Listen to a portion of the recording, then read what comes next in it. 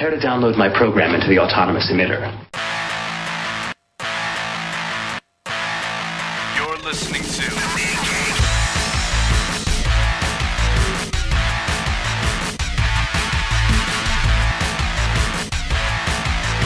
Comics Podcasting on the Edge of Civility.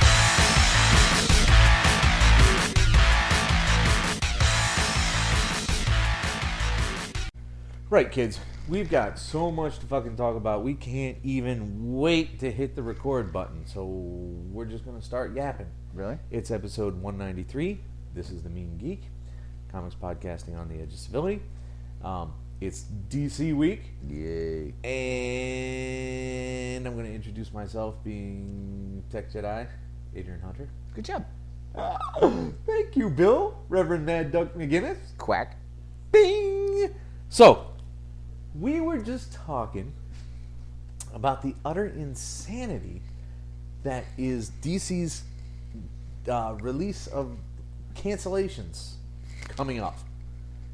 Nuts. 17 fucking books. Well, it's really... Some of them don't count because they're Right, minis. yeah. So I don't know it's why really people like are putting 12 those in the news or articles. So. I mean, you have a lot of things ending that were finite. And so I don't think that it's... You know, people are just kind of tacking shit in because it's all happening in the same time frame. Yeah, that's what they're doing. That's exactly it. All right, so let's look at this list because I don't have any of this shit memorized. Secret... All right, so book by book. You ready? Yeah. Secret Origins. Don't care. Yeah, it's fucking horrible. Like, they should be canceling that. They should be burying it and spitting on its grave. Star Spangled War Stories featuring G.I. Zombie. Ditto. You know what? I mean, we read the first one or two. 3. We read 3 of those pieces We read of 3. shit? All right, not good at all, but it's also new, and it's just such a, you know, it was a gimmick. Like, oh, hey, look, we have a zombie. No, like, fuck off. No, like, fuck off. Aquaman and the Others, I've never even heard of that. No? That's because you don't pay attention when we flip through the catalog. That's month true. After month after month. True. Clarion's the little witch boy from Demon. Like, shocking that didn't last. Yeah, it's written by Ann Nesenti, who has done remarkable things in the past, but is getting pilloried in the comment sections today. Really? Yeah. Oh, man, people just do not like what she's done. Oh, sorry, fellas, I didn't know that shit. Last thing I remember from her was Daredevil? Daredevil. Yeah. Like, she was never by any stretch my favorite Daredevil writer, but I didn't hate her. Yeah, she gave us fucking Typhoid Mary. And Bullet. And Bullet, who's, well, I don't know, does Bullet still last now? You know what? He's an icon on this podcast, so. Mary's out there. Typhoid Mary is still out, but she's not a player anymore. She had a short run where she was a big deal, but. Anyway, no more Marvels. All right, Trinity of Sin. What the fuck is that? That was the Phantom Stranger, Pandora, and some other idiot. Okay, well, you know, the last time a Phantom Stranger book did well was Never. World's Finest. Okay, that's a little surprising. A teeny bit. A lot of people were digging the fuck out of that. Arkham Manor, which looked awful. Yes. And then Infinity Man and the Forever People, which, come on. Like, really? Like, come on. I don't even have words. Like, come on. How dare they cancel Infinity Man and the Forever People? Said no one ever. Actually, one person in the comments section did say it All right, today. and then we got the ones that are shocking. Batwoman. A little bit, yeah. I thought that was a strong book. They bastardized it. Like, when they lost the original team and they, you know, chicken shitted their way out and... Like, it was an adventurous, beautiful title, which we didn't exactly love. Because, you know, we can say all these positive things about it, but you and I were getting very fucking frustrated with that book, and it got dumped as a result. It did take a long time to get through anything, and some of the concepts were a bit weird. High. Yep. High-level concepts. But, you know what? It was ahead of its time, and... The people that love that book are, and that's you know... probably why we didn't dig it. Right, we're still back in fucking Neolithic era. Yeah, you know. When's Neil Adams' next book coming out? Shut up. Swamp Thing is kind of in the same boat of having lost its the creative team that people loved. And after that, then you have what to me is the biggest one, 3 Green Lantern books getting canceled. I'm fine with all of those, actually. Green Red Lantern- Lanterns, the very idea that the core of Rage deserved their own book always blew my mind. I couldn't figure it out at all. Yep. Red Lantern got canceled. Green Lantern New Guardians and Green Lantern Corps, which has been around for quite a while.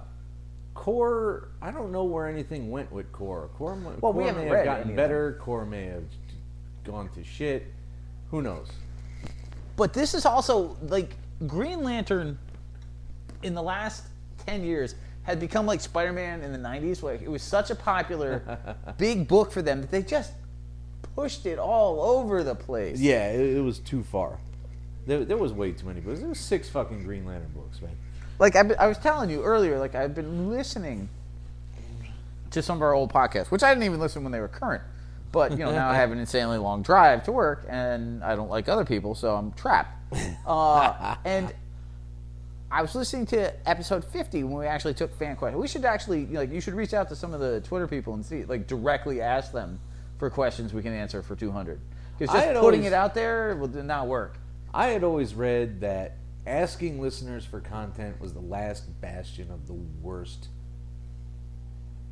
We are the worst, though. We are not the worst. Have you listened to Comic Ball? No, I don't listen to podcasts. Anyway, but one of the questions we got from Alias Ego back in 50 was, what giant run do you want to see continue? Ah, yeah. And my answer, and you agreed, was Jeff Johns on Green Lantern. Sure. I would have been way happy with that. I'd probably still be buying it now. That's not true. I said probably. No, because we, and it burnt out probably a year or two Well, after if you that. remember, Venditti took over anyway.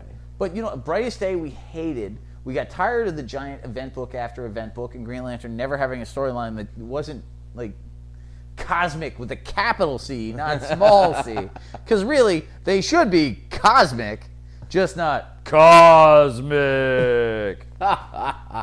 You can't destroy the universe every 6 months. It's No, just, it gets boring real It's fast. just, like, you know, fucking make a giant green baseball mitt and catch them falling, dude. Like, so, but at that point, like, Jeff Johns on Green Lantern was one of our favorite things out there. I enjoyed the shit out of it. And but Brightest Day was horrible. Yes. Horrible. And everything that came after that just irked us more and more, and eventually the book wore out its welcome. But, like, they had such a front-running, massive book that it created an entire line. Like, there were so many fucking Green Lantern books out there as to be insane. Yeah, it's way too big. Those need to go, and I'm really hoping they don't bother resurrecting any of them, because I'll feel semi-obligated to at least try them, and they'll just irritate me by that. When's the last time you looked at an actual Green Lantern book outside of Sinestro, which of course we do read? Probably 8 months ago. Dang, crazy. Because the Sinestro's on 7, so... Yeah, but we dumped Green Lantern before Sinestro. Yeah, so it was at bare minimum of 8 months. Yeah. Maybe even a year. Any way you look at it, that's kind of nutty. Yeah. But yeah, so now, of course, what begs the question is, who gives a shit? Like, cancel, you know, like, being the huge DC fan that I am, I'm like, cancel more, bitches. Take them all down. Burn them all, Ralphie. Burn them all. And a lot of people questioned why Red Hood wasn't gone. The survival of that book literally bogs my mind. Like, if I can find a cheap trade of that, I will read into it. Like, I need to know what's going on. The people are like, yeah, keep that. It's That and Frankenstein, Agent of Shade. no, that's long gone. Oh, that did die. Way Oh, thank long, God. long time ago, man. That The fact that existed at all boggles my mind. But thank God. But yeah, Red you're Hood. taking chances. Sometimes we take chances. We took a chance on Red Hood A company's got to take chances. because we liked a miniseries or a Batman series of events in one of the books that Lobdell had done with Red Hood. So we're like, hell, he's got the whole character. And then we read it, and I'm like, fuckles, this is awful. And I was wondering, there's no... Excuse me, kids. Little hiccup up there. Oh, look, it's a giant Bigfoot footprint. Oh, yeah, we're watching Sasquatch. Yeah, which so far is utterly terrible. cementing Lance Henriksen's reputation that if it ain't aliens, he sucks. Well, come on, Pumpkinhead was great. Really? No. That's what I thought. Oh, speaking of bad movies, let's finish up this quick talk about DC's cancellation and remind me about the movies. So, good thing, I'm thinking. Yeah, I mean, we had meant to go back and look at Swamp Thing at some point, but then Lemire left, so whatever. Well, I went looking up. Now that it's officially a finite thing where we don't have to keep up, I started pricing used Batwoman trades. Because nothing else in there interests me by a long shot, except the potential of Swamp Thing, maybe. You know, all the trades with Lemire in it. Yeah. You know? But, I mean, not something I'm dying to read or anything, but curious. No, everything else can go screw. Yeah, it's an awful list. Like, if you were sitting there like, hey, you know, I want to introduce my kid to comics, and somebody gave you all these, you'd be like, okay, I want my kid to hate comic books. Like, Secret Origins was awful, and fucking G.I. Bro Zombie there was just so goddamn bad. G.I. Bro Zombie. I will say, World's Finest, I'm gonna go back to that eventually. I'm gonna see if I can. I don't know if it's possible. If I see dollar boxed, you know, $5 trade, that kind of thing, I'll give it another go because I don't think it was that horrible. I don't think it was I just like, don't think it was. It was high confusing, that and we we don't like for. DC at this point. Like the Superman, like the Jay Lee drawn Superman Batman storyline was so artistically confusing and trying to figure out who was who and what the fuck was going on. Like, it wasn't a fun read, but it was also, there was heavy talent on that book. Like, It boggles my mind that got canceled. And fucking Red Hood is still out there shooting shit and going, hey, Batman beat me. Up. I mean, you know, up. Dude, not like that. Jeez. All right, whatever, dude. Why does this thing keep fading out for no reason? They're trying to build fucking dramatic license. What? It's not a good film, okay? Yeah, but it should make sense. I mean, even bad films make sense. And speaking of bad films, see, you did your own accidental segue.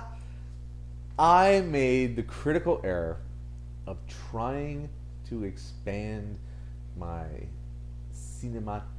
Every time you do that, Every time I have to hear about it. Every time I try to expand my mind in the realm of cinema, I find that it's a mistake. I'm very fucking comfortable with mainstream movies. No, you're not. Yes, I am. Then why do you keep trying to expand? Because I keep getting told I'm a bad person. By who? By the world at large. You don't even talk to the world at large. Yes, I do. You didn't even leave your house for 9 months. 2 years. But no, I always read about these things. They're always on these lists. There's, you don't like movies if you haven't seen blah, blah, blah. And I'm like, I read the synopsis and I don't give a shit. Or, you know, if you're a science fiction fan, you have to watch blah, blah, blah. Well, eventually, after all these years of reading about it, I finally sat down and watched ERASERHEAD.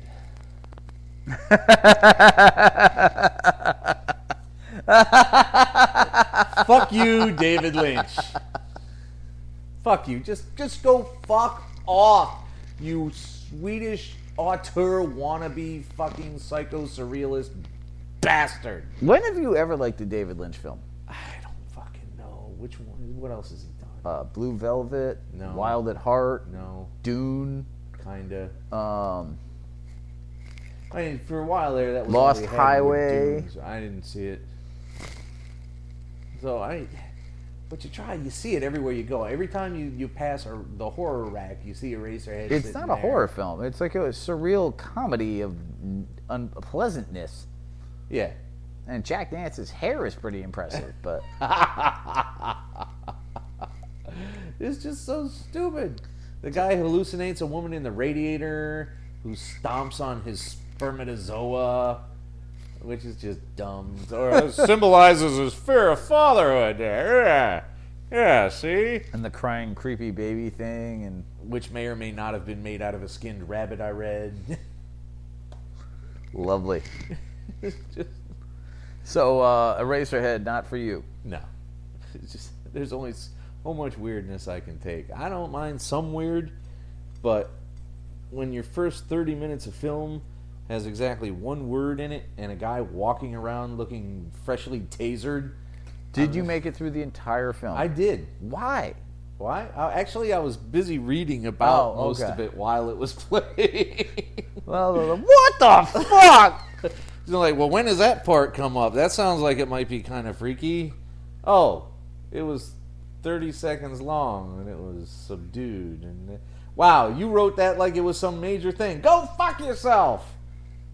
Fucking David goddamn Lynch. Fucking cinema motherfuckers. Stuck up fucking cinema files. Eat my ass. What else did you get? Give me Star Wars back. Lately? Yeah?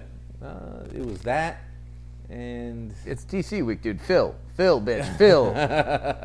It's only been 15 minutes.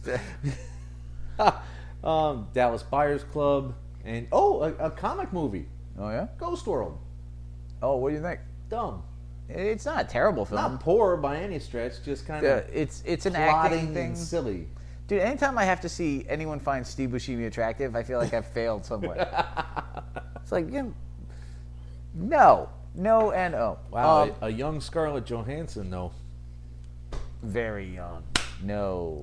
No. She was 18. Come on. Wasn't she? Moving rapidly on to Sinestro 7. Oh, I have X-Men Days of Future Past. I just got Netflix. Very nice. I bought that on Amazon weeks ago. I still haven't seen it, so. Digital. I don't know anything about that. Yeah, you could do it too. And I won't. No, you like the physical media too much. No, there's just something about knowing you own something as opposed to it floating in the ether somewhere. Well, as long as Amazon exists, I own it. If and when Amazon ever goes under, I can get that out of a bin for $1.50 anyway, so who gives a shit? I'll have gotten my $18 out of it watching when Amazon finally folds when I'm 79. It's interesting, the idea that, you can purchase things and save them to... And whatever Amazon you go on, it's saved. It has nothing to do with like your computer or anything, huh? Right. As long as you log into Amazon itself.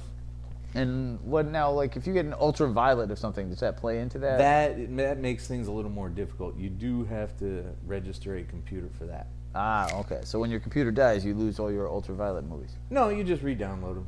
As long as you know your account information. Dude, when I get that shit, I give it to you. Like, I don't understand any of that. You do that. You keep doing that. You continue to do that. I don't know, but now I don't get the hard copies from you anymore. So, the trade is going... I don't buy them anymore, so whatever. It was only worth $5 to me. I guess we got to get to it eventually, right? It's true. So, let's talk about Sinestro 7, which confused the shit out of me because we missed the rest of the Godhead fucking series because all these assholes keep tying shit in again and again and again with the same old line of books over and over and over. Here's what we know. Based on this issue, we know that New Gods have attempted to coerce Guardians, not Guardians, sorry, Ring Bearers, right, into working for them in their war against other New Gods, and the Ring Bearers really don't care for this. No. Is it Ring Bearer, Ring Slinger? Like, what's the correct? Bearer. I would just as soon say Slinger, but... Lantern? The various cores. Yeah. Anyway, but so they're all banding together, and Sinestro basically saves everybody because... Yeah. You remember Aladdin when the genie's like, ultimate cosmic power, itty bitty living space. Like, I feel like if you take space out of that and put brain, you describe most of the other lanterns. It's certainly how Sinestro views Stewart. Dude, oh my God. The contempt was just oozing out of those panels with him. But you know what? I know he's an ex-Marine, he's super tough, but first off, almost every Jon Stewart story blows. And secondly, like Mosaic, oh my god. You remember trying to read that? No, I don't. The only time fucking Jon Stewart was ever interesting is when he killed off entire planets. Is that what happened in there? Oh, back in What was that? No. What? He was killing entire planets? In the fuck was this? Cosmic Odyssey. I don't remember that shit. No, you don't remember No. Cosmic Odyssey? No. Jim Starlin, Mike Mignola? I remember what it is. Well, it's a comic book. I mean, that part is... Fuck off! I know it's a comic book, you doof. Well, you just said you remembered it, so obviously you know it's a comic book. But it's a comic book about I hate you. new gods in which 4 teams go off to try and stop bombs from blowing up the world. Different worlds. And Martian Manhunter and Green Lantern go off. Green Lantern Jon Stewart go off to stop one bomb. And Jon Stewart is so cockadaisical about... Dude, I can't believe I've never used that before. That's awesome. Yes, I'm self-referential, and I enjoyed that word. Wow. It was hysterical. Crazy. Anyway, Jon Stewart goes off, and he throws friggin' Martian Manhunter into a bubble, and he's like, oh, I'm going to take care of this on myself. And he flies up to the bomb, and the bomb's yellow, and the entire planet blows up. Huh. And Martian Manhunter's like, this is the second world I've watched die. I will never forgive your stupid ass. He may not actually have said stupid ass, but, you know. I'm not sure John said ass either. No, Martian Manhunter. John's like, no! Like, he didn't talk for like 32 years. John Jones. Oh, good point. Fooled by the John. Crafty.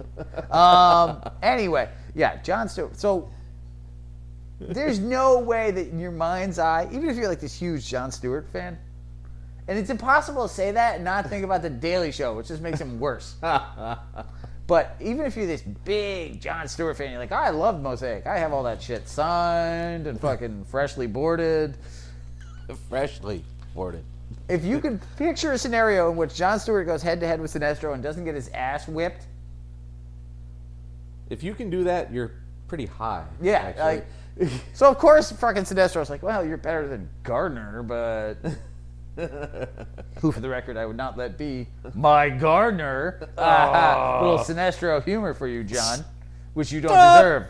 No. But you know, Sinestro, like, all his smack talk is just awesome. Now, to be fair, like, this book is written from his standpoint, so it should be. But when he's like, he goes to Jon Stewart, he's like, "Do you have a plan?" I have the start of one. Like, you just see Sinestro, like, I have 32 plans, all of which are better than yours, and they're complete.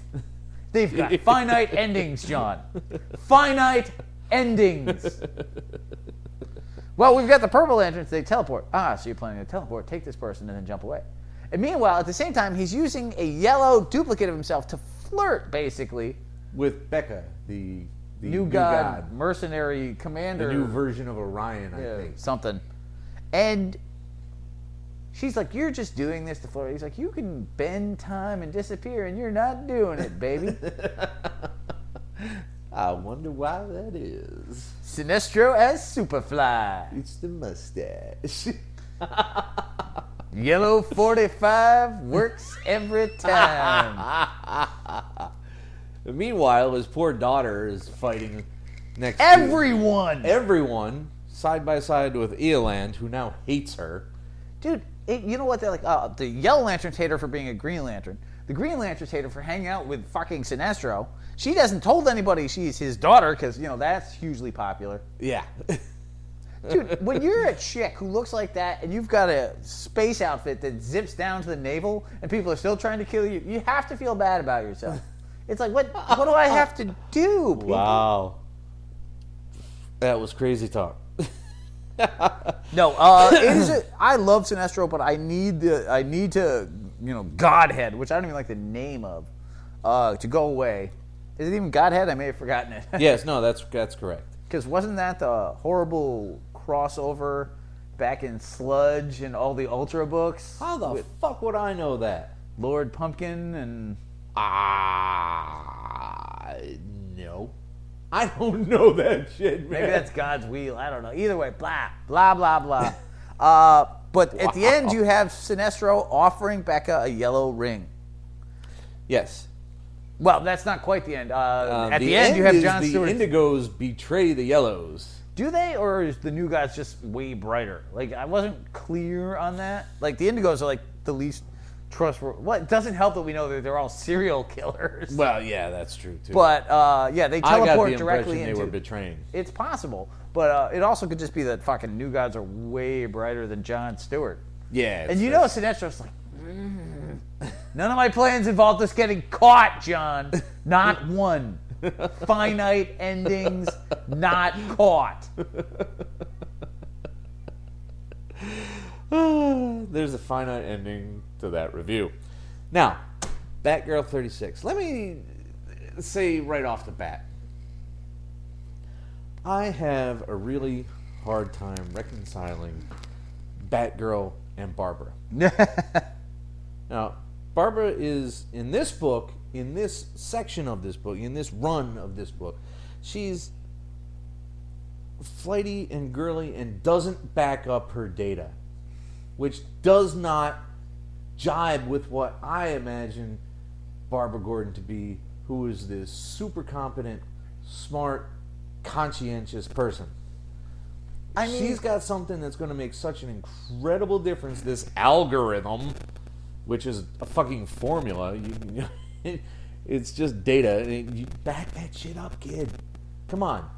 Really? You didn't back that up? You can write an algorithm, but you're not smart enough to back things up? That's an inconsistency. Well, you know what? Really, really, you and I are smart dudes. Like, let's be clear. Like, and I know that's egotistical, but we're not really, like, really smart people have a tendency to miss really basic things. Like, you and I are bright guys, but we're also people who, like, you know, oh, hey, I should probably have a sandwich at some point. No, you do that. Look at me. I have my sandwich. No, but no, I just said, all right, fine. I'm not somebody, I don't always remember to eat. I give you this. But, like, the truly, like, you know, minds ahead of the field tend to miss on all, like, oh, you know, maybe I should wipe my ass before I go do that formula. Nah. But she's supposed to be this incredibly tech-savvy person. No, that's the Barbara She's supposed Gordon. to be able to break into the Gotham City Police Department data files anytime she pleases. That hack works Since all she the was time. 16. Well, yeah, because no one would ever notice that hole and plug it up, huh, lady?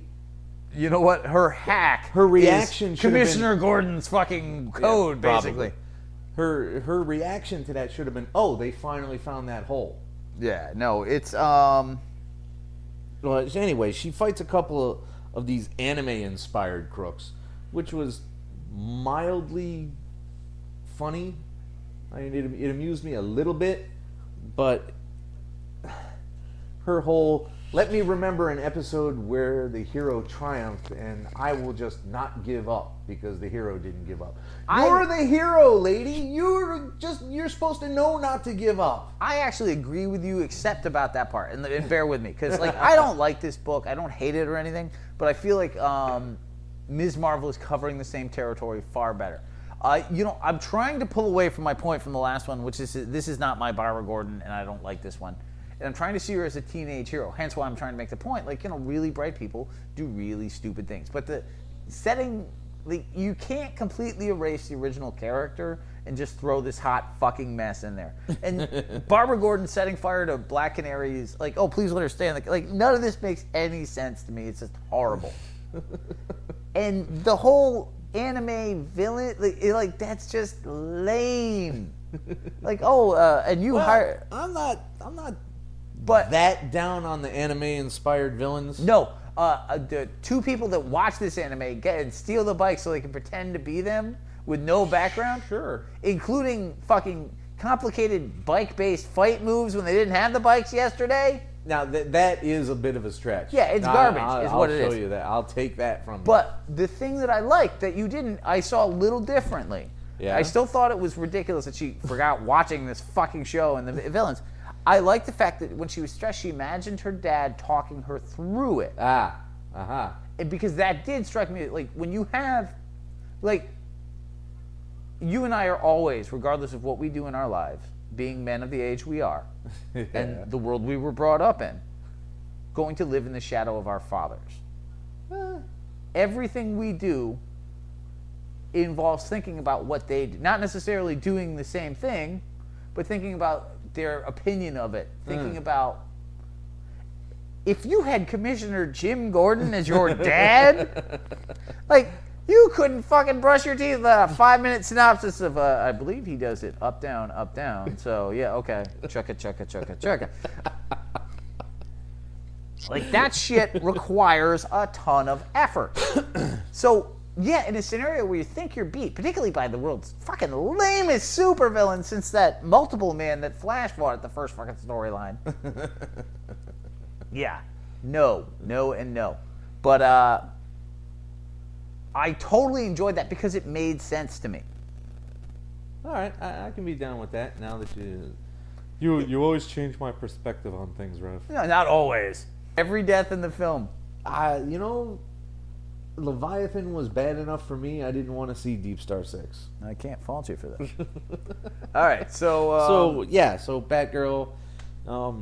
Like, I get they're trying to get a younger girl book out there, and I think that that's a good audience. Like, I think, you know, teenage girls. There's nothing wrong with focusing on that. But just, other books are focusing on that, and they're doing better. Yeah, I just don't like this book. I just don't like this character. Like, I'm really smart, but oops, I don't. I do dumb shit, but I don't want to relate to that in a superhero. Like, yeah. Yeah, that's another thing. There are things that I don't want to see of myself reflected in a book. Right, but then again, we're being unfair because Peter Parker does that shit all the time. I'm not being unfair. I have said many times I am sick of Peter Parker getting shit on. No, that's true. Okay, but my point being is we don't judge the book as like it gets frustrating. We're still like Spider-Man is awesome. Dan Slott is such a quality fucking writer that's just incidental to the quality of the rest of the book. Right, and now like they're building up. I will say very organically in a short amount of time they're building up a B-level cast to the book, which I always appreciate. Yeah. Like, you've got the roommate, you've got... No, it's nice to have a decent supporting cast. Yeah, it's huge. It's a big factor in every book. And books that don't take that thing seriously don't generally last. All true. I forgot. I forgot Miguel Ferrer was in this. Dude, everybody... And Nia Peoples, for God's sake. Dude, Greg Evigan of My Two Dads fame. Greg Evigan. Wasn't he also BJ and the Bear? Yep. And? I don't remember else. Oh, dude, even worse. Oh. Sci-fi Dance cop. Fever? Huh? Wasn't he on Dance Fever? I don't know what the hell that is. Danny Terrio? I know Danny Terrio, but I've never seen... No, Adrian Zemed? He was the... he was William Shatner's partner in Tech War. Oh yeah. Blah. Speaking of Shatner, and we weren't. I think, well, you mentioned him, so that's good enough. He started a Kickstarter for a book. What the fuck does William Shatner need a Kickstarter for? How does he not have enough dough to do any goddamn thing he wants in the universe? I think. Why does he need my dough? No publisher would take a chance on a William Shatner book? I honestly believe they that. They took a chance on Tech War, for fuck's sake. Tech War sold. The reason, and this is why there shouldn't be a Kickstarter, is Shatner could probably afford to put up his own advance. Like, he just wants to get paid to do this book. And no one, after Tech War, and after, That was a big series. That went on forever. Yeah, and the last few of them were giant dogs. And they still kept getting improved. And then Star Trek, like, the thing is, Shatner hasn't been pertinent in a long time. But even taking away the Star Trek money and the Tech War books and all the other fucking appearances and whatnot, the Priceline.com money that dude brings in, he does not need a Kickstarter. No. That is the action of a man who wants to get paid. He makes $20,000 a day at conventions. $20,000 a day. Yep. He is not someone who needs to be fucking subsidized. Yeah. And the reason that when things like that happen, it's all the more reason not to get involved in Kickstarters and things like this. The whole point of those things is to help out people in need who have a good idea that you're interested in that wouldn't make it otherwise. Yeah. Like And- World War Kaiju. Great book. Yeah. I enjoyed the shit out of that. And they needed help, and it looked great, so we did it, and we were rewarded properly with a good book. Yep. You got the digital, I got the graphic. Win-win. Booyah. Anyway, Phenomenal read. Whatever. Are they doing a second one to that? What's the deal on that? I don't remember. I'm hoping so. But yeah, no, that's just William Shatner being a cheap ass who doesn't want to do any work till he has as much money as possible in his pocket. Yeah, pretty much. So, Superman 36. Oof. Ulysses' offer gets out to the general public. And the freak out begins. Ulysses has gotten incredibly cynical, and his utter disappointment in humanity is getting worse and worse and worse. The other dimensional aliens appear to a crowd that want to go to them, want to be part of that 6 million who's gonna go, but you just know something in the background ain't fucking right. Well, here. of course, you know. Superman's like, this is a bad idea. Therefore, it's a bad idea. Even without any evidence, Soups is right. That- Because he's fucking Superman. As safe bets go, I'm going to side with Superman on this. Now, I don't know why. I mean, he's Superman. He could have just flown around and looked for Ulysses where there were big batches of people wanting to go to another dimension. But instead, he went to Ulysses' parents' house. Well, he tried talking to Ulysses first. Then he goes to the parents to try and get, I think that he wanted their help with, like, hey, your son's gone crazy trying to take all these people into, space. Other dimensions. Whatever. But all this comes down to is Ulysses gets offended. He visits his own parents. How dare he? Trying to talk them out of being involved in all this. Like, hey, guys, why don't we not come? Which is another big indication that something ain't what it should be. I didn't expect, And then the big fights, and suddenly Ulysses just fucking whacks Superman around like a whack-a-mole. Kaboom! With weird whatever powers I don't fully understand. I love Superman getting his ass kicked. Like, I pro Superman winning, but the hardest thing about Superman is that so often he fights guys that just aren't on his level. It's like, I'm going to take this finger, press it tightly against my thumb. I'm going to put the other two fingers up for aim. Then I will release said finger in a flicking motion into your face, at which point I'm going to knock the shit out of you. You know why? Because I'm fucking Superman. Flick of doom, bitches. Wow. On point. Holy shit. Do we need to say any more about that book? Do we think it's a Brainiac thing, or do we think that was just a Lego cover? No. The cover's got nothing to do with anything. Okay. The multiple covers thing does confuse me. Yeah, I was reading a lot of people, a lot of shop owners were saying, these are great covers, but people have been really fucking disappointed when they pick up one of the books and nothing Lego is going on inside. Well, So try come not on, to you do this had to anymore. know that. Like, I'm Well, sorry. Not people who don't read DC. Not people walking into a... Oh, so somebody thinks they're shop buying for the Lego first Batman, time. and Yeah, they get, oh, yeah. okay. Well, I mean, for people in, Well, that's another thing. Of course we know it's just a variant cover. Well, the whole point of this, the sad state of this industry is people aren't just walking in buying fucking books. So, Well, apparently they are. Or shop owners wouldn't have the stories to complain about. well, have you ever met a shop owner that didn't complain? Well, these specific stories. Having said that, though, DC has another cover gimmick coming up. I can't wait for that one, though, because those things look fucking amazing. We might be buying a lot of DC. Like, there's some legit covers that I kind of want. Maybe. I'm gonna see if they're, what the price Oh, good point. structures Yeah. are like. If they're the normal price point, Yeah. we might be getting a I few get of those. a couple extra. Shit, Yeah. yeah. Yeah. Because those things look fucking good. Yeah. Superman and Superfly, like, fuck yes. And it's all, but like, I'm reading the books, I'm like, oh, that cover looks great. Nah, I don't want to read that. But the Grayson cover, Enter the Dragon, I'm like, son of a bitch. You can't buy it and not read it. That's Well, yeah, just ludicrous. No, like, oh, I love the cover. I mean, don't get me wrong. I bought things for the cover before. Mignola covers, artists I like, whatever. I've read everything. But you did read them, yeah. Whatever. That's about as far as Superman goes. I want to see how it ends. I want to see what happens with the next arc.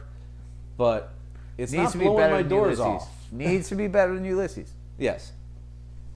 So, Wonder Woman 36. We've been waiting for this one and waiting for this one and waiting for this one. And now we finally got a different creative team on there. And it's just kind of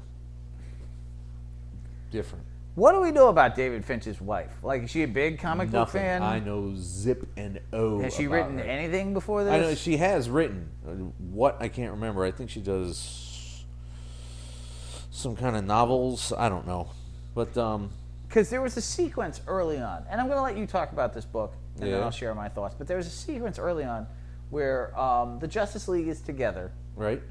and it all looks amazing. Oh, sure. And Because it's David fucking Finch. Flash is making a joke about, like, losing the Luthor funk out of the...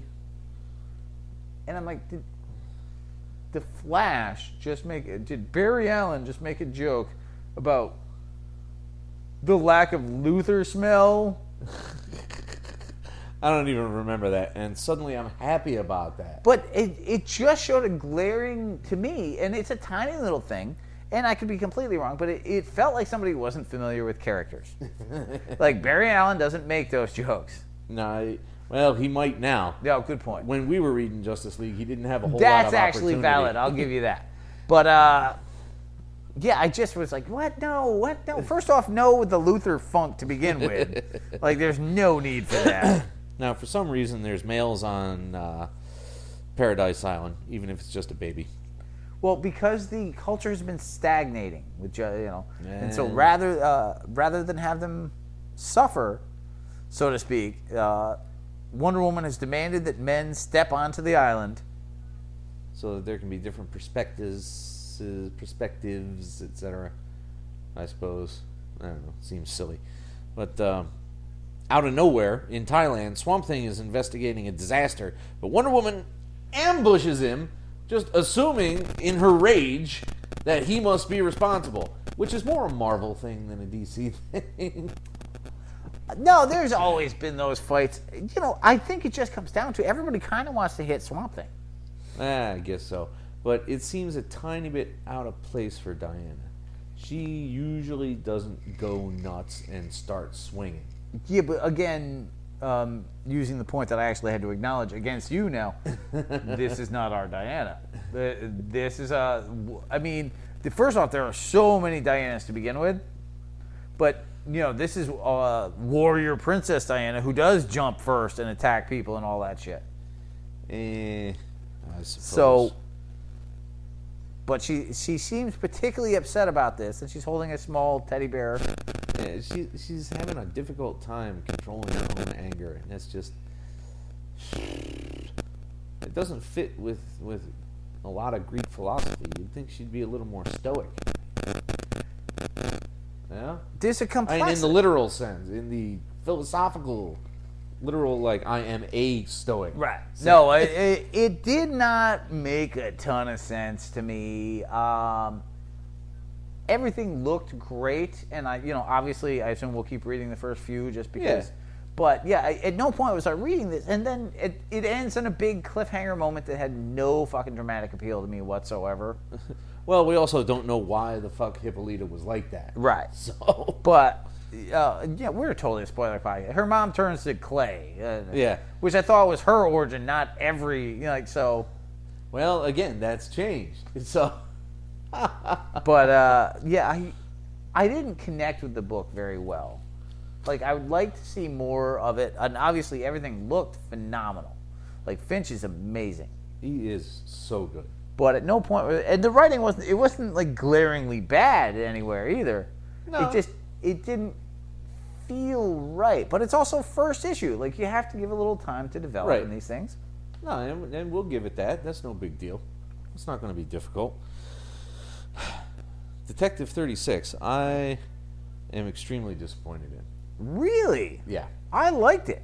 Well, I was fine with the story until Dick Grayson started pulling out people's fucking teeth. Okay, fair enough. That was out of a left field, but I don't know anything that's going on, Grayson. Maybe he's like I that don't now? give a flying fuck what's going on in Grayson. Someone in the Bat family doesn't pull out people's fucking teeth. That's not true. It's not true. Okay. The Red Hood. The Red Hood doesn't fucking belong in the Bat family. And you know that. And when he was official, he wouldn't have got away with that shit. He would have tried, and so would Damien. Actually, the whole Bat family's kind of psychotic now.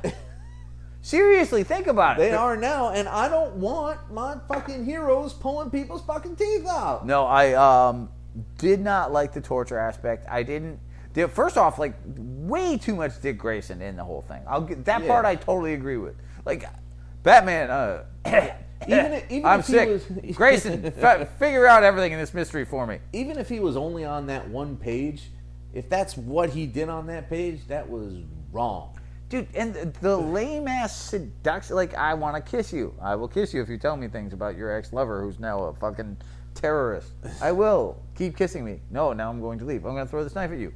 Ha-ha, I will catch this and make a knife point. Point, pun.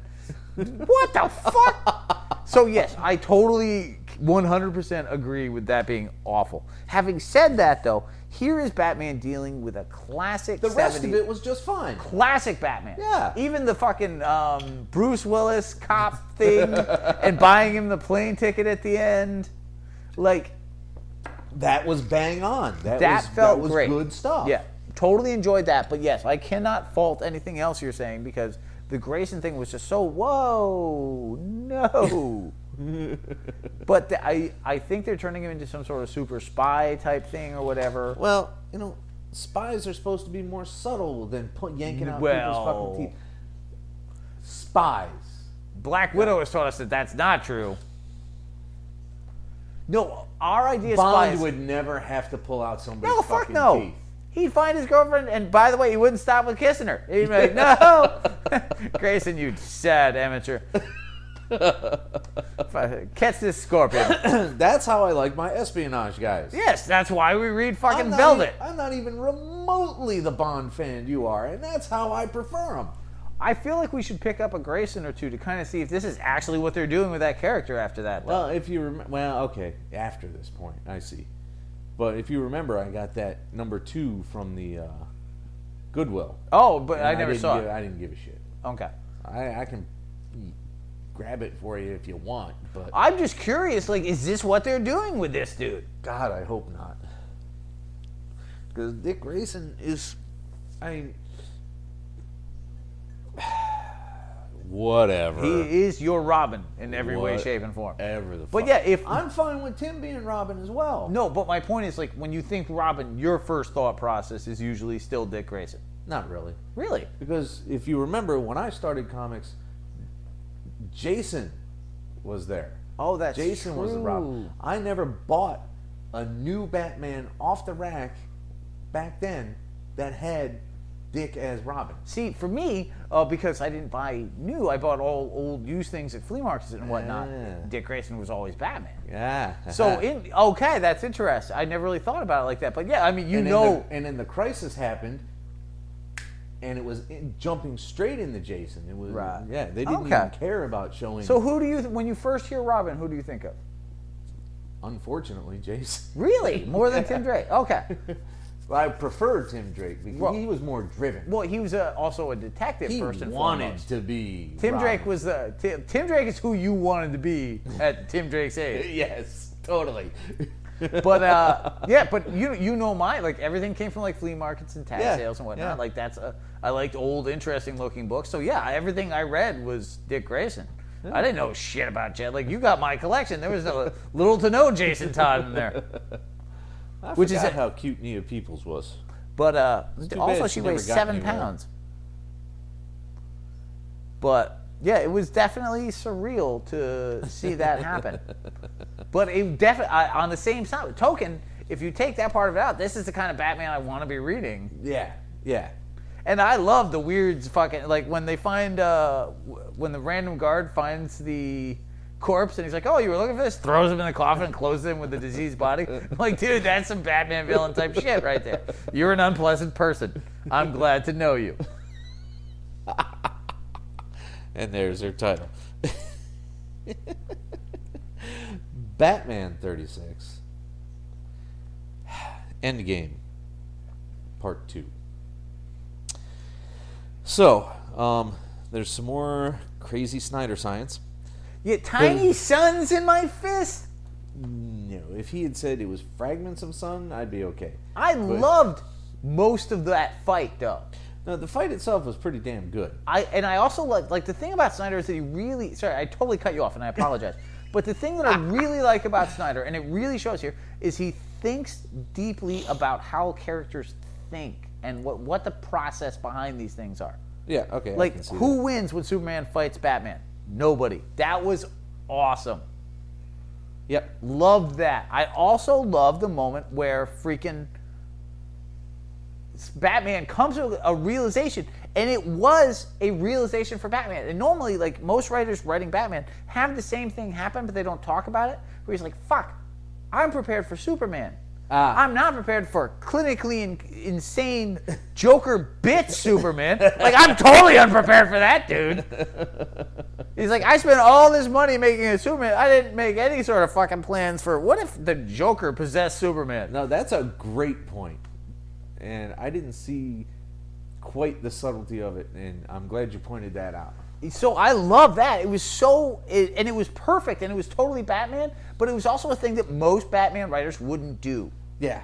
Like, I'm prepared. I couldn't be prepared for that. Like, and you can't prepare for you can prepare for every eventuality in terms of that. But like, oh, what if the owl suddenly transported over from Spider-Man and showed like, no, I'm not prepared for that. And like, yeah, and Green Lantern would be sitting there like, you didn't have a plan for this Batman? Fuck off! I have 18 plans to beat your stupid ass. One of which involves a pineapple, bitch. Figure it out. The kryptonite gum kind of hacked me out. I was like, all really? right. Now you're getting a little silly. Really? Because you planned far enough ahead where you might be face to face. Kryptonite is well known that enough exposure will give a motherfucker cancer. I didn't hate it as much for the simple reason that it made perfect. No, the gum was gay. Like, no, sorry, I try not to use that word, but it was dumb, dumb. But what I liked was that he had a plan in his cowl, like, because Superman is all about wrapping him up. It's all about like grabbing. You know what I mean? Like, physically, he cannot compete. Like, yes, he can put miniature suns in his fists, and I can't even talk about that without. But I thought the fact that I was like, okay, when he has me, how do I handle that? And he had a pill or a chiclet, sadly. But I thought the logic of that was really clear. No, it is, because what else would he do? There's got to be some way to get out of it. How do you get out of it? Like, if Superman grabs your arms, shit is over. Yeah. Not if you've got chiclets, apparently. Kryptonite chiclets. Now, somewhere along the line, and I don't remember where, it might have been anywhere at this point, but Arkham is a goddamn mess. So Bats decides he's just gonna, you know what, I'll go visit the Joker's cell. What can it hurt? And of course it does hurt because he captures his dumbass. Well, the Joker's been hiding in plain sight as one of the analysts, and like, you have to figure that the guys at Arkham are way worse than they were at the beginning of that storyline. Like, you've been telling stuff to the Joker, like, your reaction time probably not going well. Yeah, I can see. But it was slightly better than the last one. You take away those two bits of silliness with the gum. Like I said, the gum didn't bother. Like, yes, it was odd, and I would have preferred a more elegant. But the logic behind it really worked for me. But yes, like, I'm going to chew on cancer. Like, terrible, terrible. But yeah, the subtlety of the things that he was doing was just awesome, and the art, as always, was just great. Yeah, Capullo kills it all the fucking time. No one's ever going to debate that. I don't know what you would have to do to not like what he does. But you'd have to be some... You know what? Fuck it. I'm tired of describing assholes. Sensation Comics number 4 concludes the Bizarro Hernandez storyline with Supergirl and Mary Marvel, and that was a bit of a treat because we ain't seen much of any of the Marvels running around. No. So it was nice to see her, and particularly an alternate universe, which is the real Mary Marvel and not the new 52. But we don't even know what the new 52 Mary Marvel That's true, is. actually, yeah. Because but if it's related to the new 52 Shazam, it's probably not pleasant. Yeah, that's true, too. I did not like that at all. The only thing I really enjoyed was the look of Kanja Ro made me laugh. I was like, ha ha ha. It wasn't too bad. I mean, the art threw me off. The weird disproportionate... Well, you don't really like the Hernandez brothers. No. The disproportions, the imprecision of it, it was just like, why am I looking at it like that? So, then Diana has to escort a Thanagarian shape changer to Paradise Island because he has nowhere else to go because he feels cut off from the rest of the universe. After turning herself into the 50-foot Amazon. Yes, which was weird. But she's like, you're a shape changer. You don't have to stay a guy. Which, I mean, he should have been smart enough to figure out for himself. But hey, she's the star. She gets to figure it out and present the solution. And what was the third one? The third one was Deadman and Etta Candy. Oh my God. I don't mind Deadman. I like Deadman. I like Deadman. I don't like this book. I don't like these little short stories. DC has not done one short story well that I've seen. Oh, and don't even get me started on the fucking... we skipped over the backup of the storytelling Joker psychos. I always skip the backups. I hate backups. Yeah, well, that's everything they do. All these short stories, like, not one of these was I like, oh, that was well done. Like, no. No, you mean recently, because the black and white was good. Yes, back in the day. No, I remember there was a new 52 black and white, too. That was not all good. Well, not all good, no, but... I remember enjoying a couple, but I also remember the Neil Adams fucking zombie Batman, which you can apparently get a statue of. I don't have any need for that. Oh, hey, Merry Christmas. All. Eat a dick. What would you do if somebody, and let's face it, by somebody I mean me, who else would do this, got you there? Like, on one level... I would smile, I would thank the person, and I would curse all the way home. But you display, like, what do you, because it's a Batman black and white statue based on Neil Adams. I would take it upstairs, and I would put it on the shelf, where I'd only have to see it once a month. Because it would remind me of that fucking story. Let's finish. Let's not talk about regular old DCs anymore. Let's talk about Vertigos, and let's make that talk about Vertigos with Astro City. Yay! 17. Woohoo! Love me some Astro City. This, like almost all of the stories in this run, is a single issue, jam-packed full of amazing amounts of dialogue and plot. Jam-fucking-packed.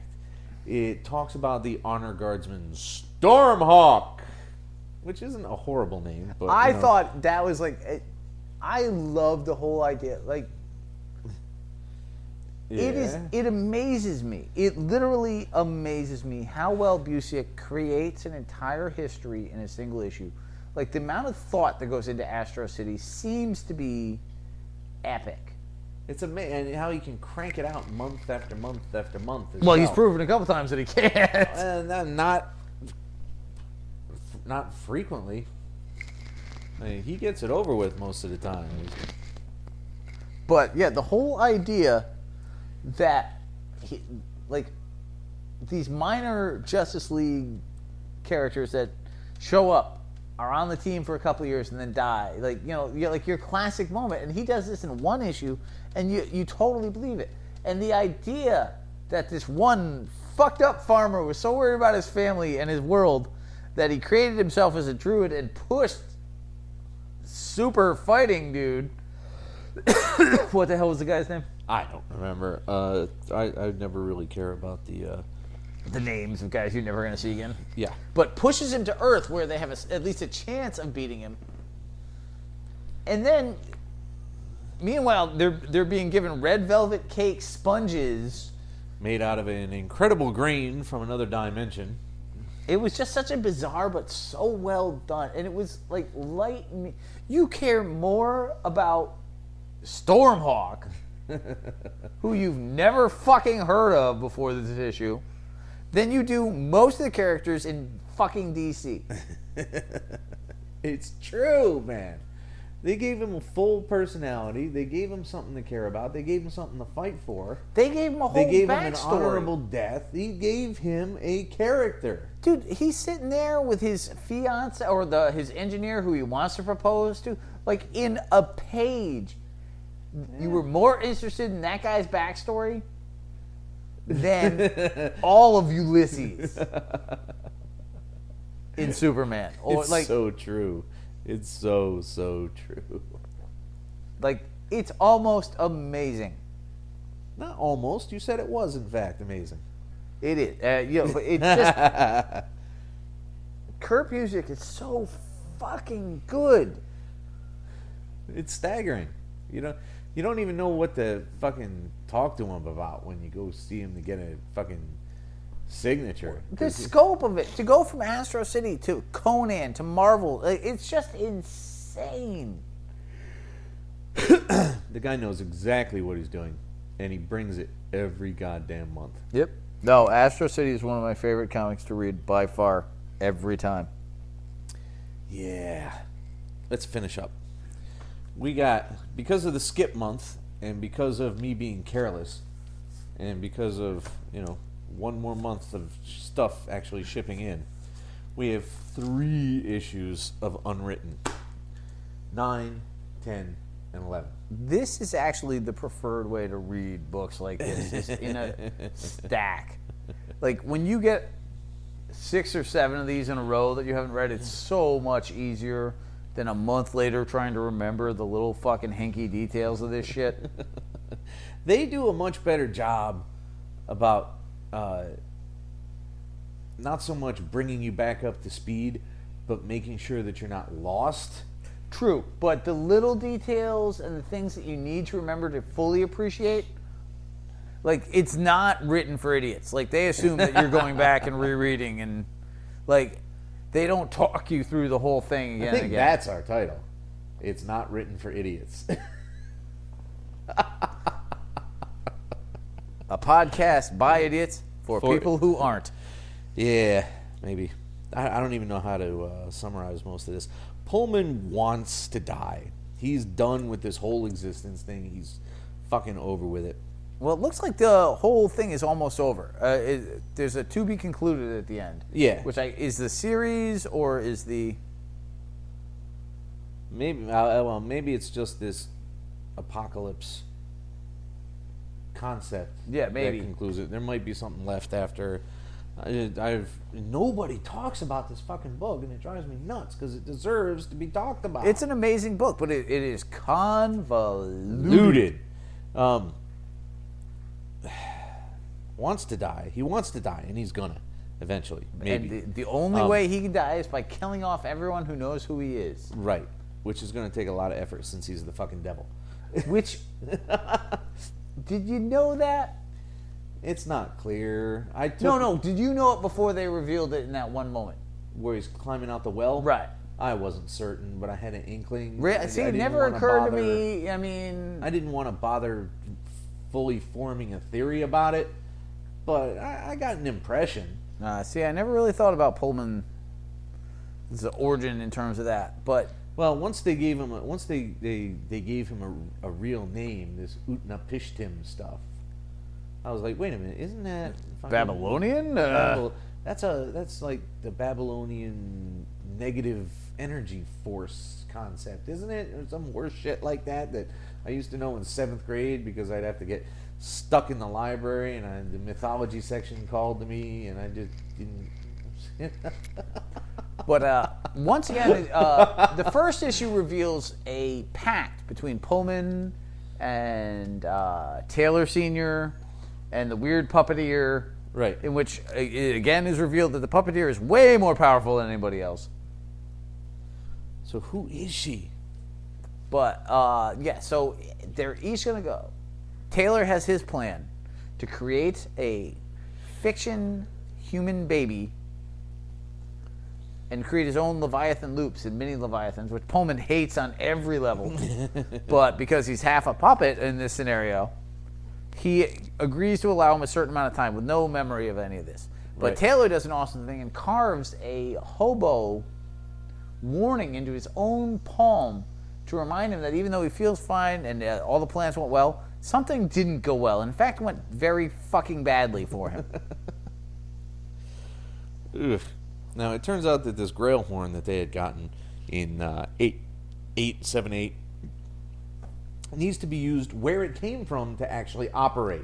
Well, because Taylor got involved and touched it, it changed from the grail horn to a more specific to him tool. Yeah. So, yes, so now they have to enter Tommy Taylordom. Which, of course, they do. And they meet up with, oh, look, Tommy Taylor and the Harry Potter crew. Who immediately locked him in fucking amber. Because they're like, oh my god, Or it must be an Silver evil Skin wizard. or whatever the fuck it was. Because, somebody can't just show up and be a pal. If somebody comes out of a dimensional portal, it's best to assume they're evil. You know what? I stand by that. It's a good guideline.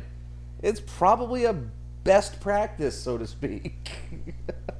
If you were friendly, you'd have friends in your own goddamn fucking dimension. So Paulie eventually escapes Pullman and the puppeteer, and he gets and he finds the Scooby Gang or whatever the fuck they're called, and he details out the plan.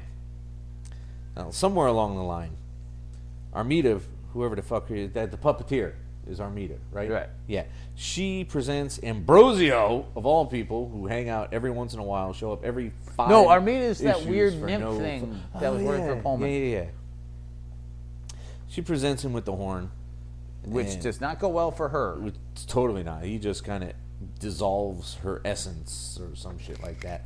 The art made it kind of like, fade away. Basically, it's like, I'm a wizard, and your boss should have come to me, not your sad servant self, so... Yeah, what is it? Die! What is it with the arrogance of supervillains like that? They're like, I can't just get what I want. I have to have... Anybody named the Count Ambrosio... attention. Your boss better come see my ass. Dude, that's a full-on fucking arrogant douche canoe, okay? Oh, it's too funny. It takes time for the real team to convince the book team that they're real, while Ambrosio does his little maneuvers. And it turns out that not only does the horn have to be used in the proper place, it has to be used in the presence of Tommy. And they set up a little doppelganger kind of thing to That do was that pretty with. cool. I did enjoy That was that. pretty smart. So he blows the horn, and nothing happens. But it allows him a moment for them to get involved. Meanwhile, Taylor Sr. has this whole plan to use the quill that's going horribly badly. Not working at all. He's like, here's my confession. I'm writing it on the walls. Apparently nobody gives a shit. But he doesn't read it, which, like, it was very confusing. Like, Yeah, I wasn't sure why it wasn't working either, or, why Tommy was so mad about it. Because Tommy didn't really want him to do anything anyhow. So, whatever. Regardless, at the end, Pullman gets his opportunity to blow the horn. and shoot all the little children. And shoot all the little children, which is super duper harsh, even for fictional pseudo constructs of whatever the fuck. I don't know. You have to feel that. You have to feel with a certain level of glee you're shooting fucking Harry Potter and his friends. Like, that's mean. but you know what I mean? You're smiling as you say that. I know. You're like, no, that's wrong. But yeah, that would be fun to write. I really would like to shoot Ron every once in a while. You're a wizard, jackass. Use a spell. Say you're smarter again, Hermione. Say it. No, like, you know. And you know what bugs me? What's that? I saw this on Twitter. With all the things you can do with magic, why is there even one fucking reason the Weasleys are poor? I mean, you make everything you need anyway. You just say, spoonatum, and you got a new fucking spoon to eat with. You don't have to purchase anything. I can answer that. What the fuck are they spending all their money on that they can't conjure They can't things? afford the spell components. If it was strictly potion based, I would believe that. Well, they show them, even Harry, they show purchasing spell components and shit like that. You do need things for spells. But everything in their house runs on magic anyway. I mean, you saw those and the house can clean itself. You saw the dishes cleaning themselves. Why does she go get a fucking job, man? There's no more fucking kids in the house. She ain't got to change Dude, no she's diapers. raising a brood of like 37 of them. Yeah, and they're all in school and old enough to take care of themselves and fight evil wizards. Well, the youngest one only came later, so at that point, maybe she got a job. Who knows? What the? Who gives a shit about fucking Weasley fucking daily income? It's just an inconsistency that irked me once I realized it. Now, are you hoping that Unwritten ends here, or do you want to see another series follow this one? It would be nice, but I can't imagine what the fuck they would have happen in it. You know what? You can't imagine what the fuck they had happen in this, but... Well, yeah, that is the truth. Well, we'll see. At any rate, kids, it's an hour and 10. We've survived DC Week! We have, in fact. But now I want to drink. So, have a good night. Bless ye frickin! And away. The Mean Geek is recorded live at the Reverend Mad Duck's apartment whenever the hell we can get to it. Find us on Facebook, Stitcher, Twitter under @TheMeanerGeek. Subscribe to us through RSS. Or we can be located at our own site, www.themeangeek.com. And most importantly of all, you can find us as a proud member of the Comics Podcast Network. Email us directly at themeanergeek@gmail.com. Can I drink now? You may.